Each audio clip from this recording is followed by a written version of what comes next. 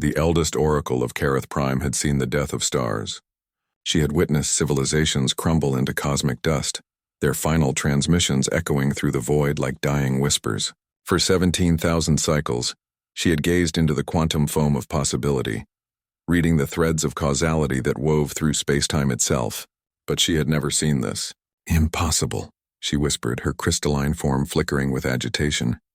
The other council members of the Galactic Concordat leaned forward in their suspended chambers, their various forms, gaseous, liquid, solid, all focused on the oracle's distress. "What have you seen, eldest?" asked Commander Zixthan, his scales rippling with concern. As military coordinator for 300 species, he had learned to trust the oracle's visions without question. The oracle's consciousness rippled through the viewing sphere at the chamber's center. Images coalesced, a blue-green planet unremarkable in cosmic terms, primitive chemical rockets, binary computers, fusion power still decades away from practical application. "Earth," she said. "Humanity." A collective wave of dismissal swept through the chamber. The Vryn ambassador released a bubble of scented doubt.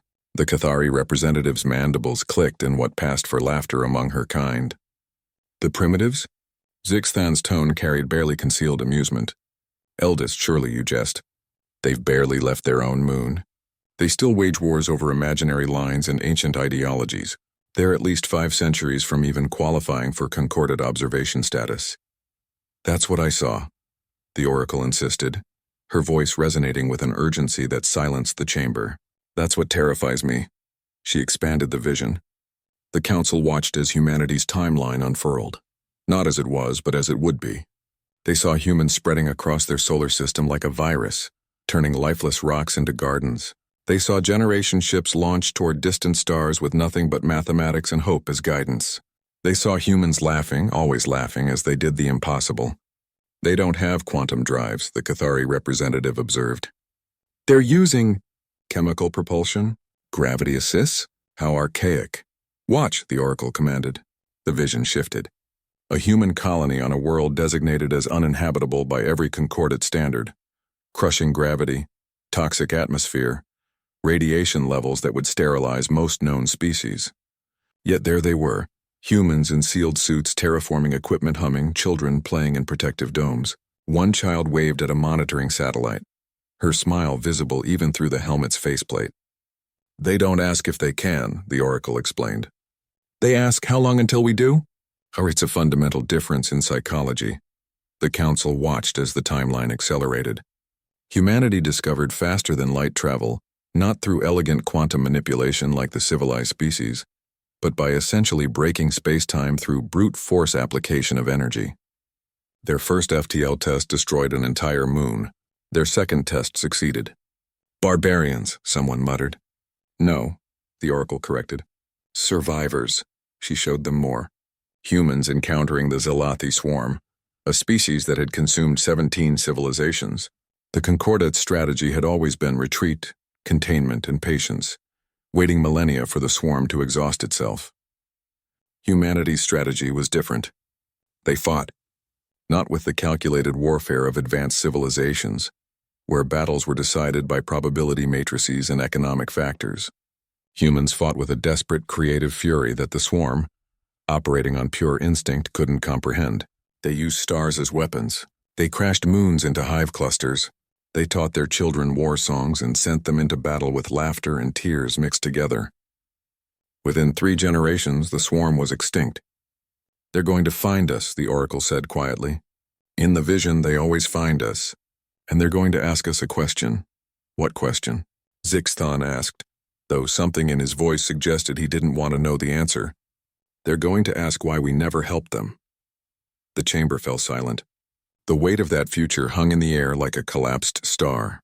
"We have protocols," the Vryn ambassador bubbled diplomatically. "Non-interference with developing species. It's for their own good." "They won't care about our protocols," the oracle interrupted. "I've seen this conversation play out across 1,000 probability branches. They'll stand before us. These survivors who clawed their way out of their gravity well, who turned a death world into a paradise, who fought wars against impossible odds, and they'll ask us why we watched them suffer when we could have helped." And what do we tell them? Zix then asked.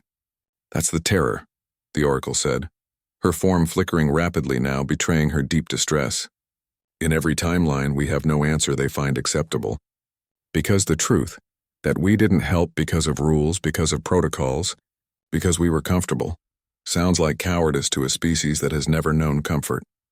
She pulled back the vision, showing the broader timeline, humanity spreading across the galaxy like wildfire, adapting to every environment, befriending some species, conquering others, but always moving forward with that relentless optimism that characterized them.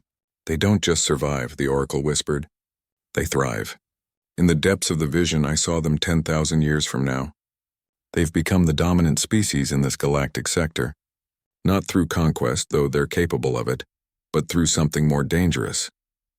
What could be more dangerous than conquest? The Cathari representative asked. Hope, the oracle replied. They spread hope like a contagion. Every species they encounter, they ask the same thing. What do you dream of? And then they help make those dreams real. They're going to reshape the galaxy not through force, but by making every civilization around them wonder why they ever accepted their limitations.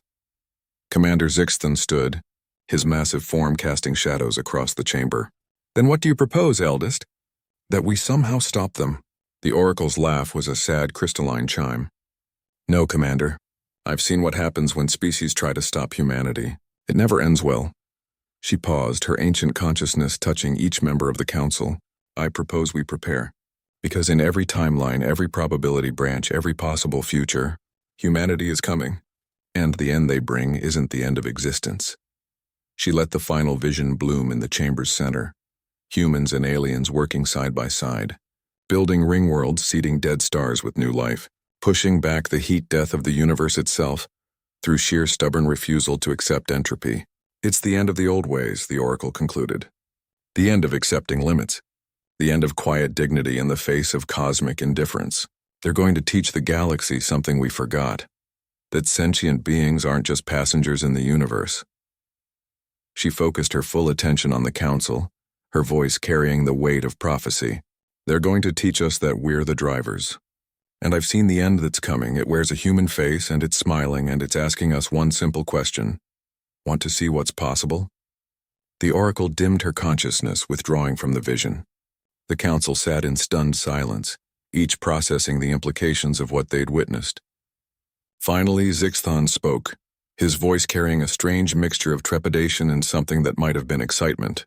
How long do we have? They'll achieve FTL in 47 years, the oracle replied. They'll reach our borders in 93. Then perhaps, the commander said slowly, we should start reconsidering our protocols before they arrive and ask us why we didn't.